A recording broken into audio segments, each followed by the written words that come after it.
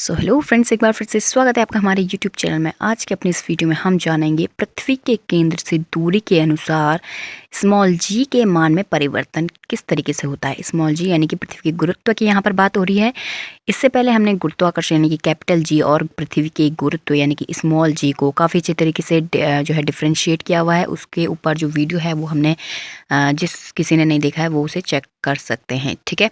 तो वीडियो में आगे जाने से पहले अगर आपने हमारे चैनल को सब्सक्राइब नहीं किया है तो मेक श्योर आप इसे ज़रूर सब्सक्राइब कर लें और पास ही पड़े बेल आइकन को ज़रूर दबाएं, जैसे जब भी हम वीडियो डालें आपके पास नोटिफिकेशन ईजिली और सबसे पहले आपको नोटिफिकेशन मिल सके।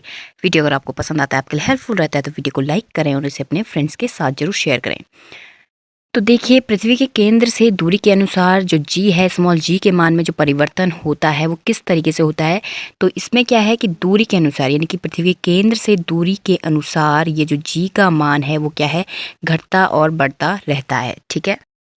पृथ्वी के केंद्र से दूरी बढ़ने पर, ठीक है, मतलब पृथ्वी का जो केंद्र होता है वहाँ से दूरी अगर बढ़ रही है तो जी का जो मान होगा वो घटेगा, ठीक है। यानी कि दूरी बढ़ने पर, केंद्र से दूरी बढ़ने पर जो पृथ्वी का गुरुत्व है उसकी जो वैल्यू होती है वो घटती रहती है। और इसी के साथ क्या है कि पृथ्वी के केंद्र से अगर दूरी घट रही है, मतलब कोई पिंड है और उसका पृथ्वी के केंद्र से दूरी वो ज़्यादा नज़दीक है पृथ्वी के केंद्र से, तो वहाँ पर जी का जो मान होगा वो क्या होगा, बढ़ेगा, ठीक है। मतलब वहाँ पर जी का मान ज़्यादा आपको दिखेगा।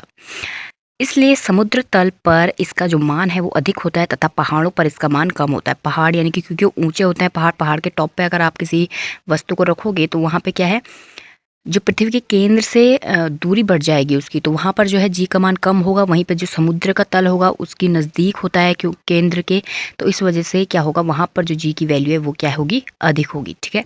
तो यहाँ पे पृथ्वी के केंद्र से जी की वैल्यू को हमने समझा है। आई होप आपको ठीक से समझ में आया होगा। इसी प्रकार अगर हम बात करें भूमध्य रेखा पर, जो जी का मान है वो कम होगा क्योंकि भूमध्य रेखा क्या होता है, बीचों बीच जाती है, ठीक है। पृथ्वी के बीचों बीच जाती है। बीचों बीच क्योंकि हमें पता है कि पृथ्वी क्या होती है, चपटी होती है ध्रुवों से, ठीक है। तो ध्रुव क्या होते हैं, मतलब बेसिकली केंद्र से जरा नज़दीक होते हैं और जो इसका बीच का पार्ट होता है पृथ्वी का वो दूर होता है, क्योंकि ये ध्रुवों पर क्या होती है, हमारी पृथ्वी चपटी होती है। तो इस वजह से भी जो अगर वह कोई वस्तु ध्रुवों पर है तो वहाँ पर जी का मान अधिक होगा क्योंकि वो केंद्र से नज़दीक होगी। और अगर किसी पृथ्वी के बीचों बीच यानी कि भूमध्य रेखा पर कोई वस्तु है तो वहाँ पर जो है दूरी बढ़ी रहेगी, तो इस वजह से जी का मान क्या होगा, वहाँ पर कम होगा, ठीक है। हमने आपको यहाँ पे डायग्राम के थ्रू भी बताया हुआ है क्योंकि पृथ्वी जो है ध्रुवों पर चपटी होती है, तो जो आपको दिख रहा है यहाँ पर ध्रुव है और इधर ये भूमध्य रेखा है, ठीक है। पृथ्वी तल से पिंड की दूरी बढ़ने पर भार भी कम हो जाता है, ठीक है। यानी कि पृथ्वी के तल से अगर पिंड की दूरी बढ़ रही है तो उसका जो वेट होगा वो भी क्या हो जाएगा, कम हो जाएगा। और काफ़ी इंपॉर्टेंट क्वेश्चन जो हर एग्जाम में पूछे जाते हैं चंद्रमा और पृथ्वी से रिलेटेड, तो चंद्रमा पर प्रत्येक वस्तु का वजन पृथ्वी की तुलना में कम होता है क्योंकि चंद्रमा की सतह पर गुरुत्वाकर्षण कमजोर होता है तथा चंद्रमा का जो द्रव्यमान है वो भी क्या होता है, पृथ्वी से कम होता है, ठीक है। पृथ्वी इससे जो है एग्जाम में एक क्वेश्चन तो बन के ही आता है चंद्रमा और पृथ्वी से रिलेटेड। तो यहाँ पे इस चीज़ को इम्पोर्टेंट है कि चंद्रमा पर प्रत्येक वस्तु का वजन कम होता है, ठीक है। 1/6 पार्ट होता है पृथ्वी के, ठीक है। मतलब किसी वस्तु का वेट अगर पृथ्वी पर 60 है तो वहाँ पर चंद्रमा पर उसका 60 केजी है, तो पृथ्वी पर कितना होगा, चंद्रमा पर कितना होगा उसका वेट 10 केजी होगा, ठीक है। क्योंकि 1/6 पार्ट होता है पृथ्वी पे किसी वस्तु का पर्टिकुलर कितना वेट है।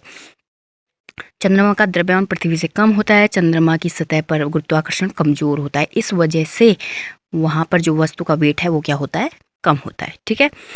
नेक्स्ट पॉइंट है, यदि पृथ्वी के द्रव्यमान में वृद्धि कर दी जाए तो उसके गुरुत्वाकर्षण बल में भी वृद्धि हो जाएगी और इसके कारण चंद्रमा भी पृथ्वी पर गिरना शुरू करेगा, यानी कि और नज़दीक उसके आ जाएगा। तो आई होप आपको हमारा वीडियो पसंद आएगा।